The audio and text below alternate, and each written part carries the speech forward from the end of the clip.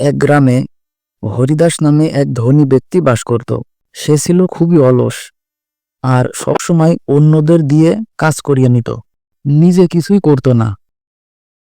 একদিন ওই গ্রামে এক সাধু বাবা এলেন আর বললেন, যে নিজের হাতে উপার্জন করে সেই প্রকৃত সুখী। হরিদাস হেসে বলল, আমি তো সুখে আছি, কেন কষ্ট করব? সাধু বললেন, তাহলে আপনি 1 সপ্তাহ নিজের কোনো টাকা খরচ না করে চলুন, তাহলেই বুঝবেন। হরিদাস চেষ্টা করল, কিন্তু খাবার কেনার জন্য কোথাও টাকা পেল না। সে ক্ষুধার্ত হয়ে পড়ল আর বাধ্য হয়ে মাঠে কাজ করতে গেল।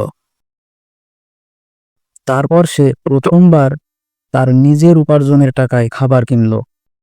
খাবার খেয়েই সে বলল, বাহ, আজকের খাবারের স্বাদই আলাদা। তখন সে বুঝল, নিজের পরিশ্রমের ফলই সবচেয়ে আনন্দের।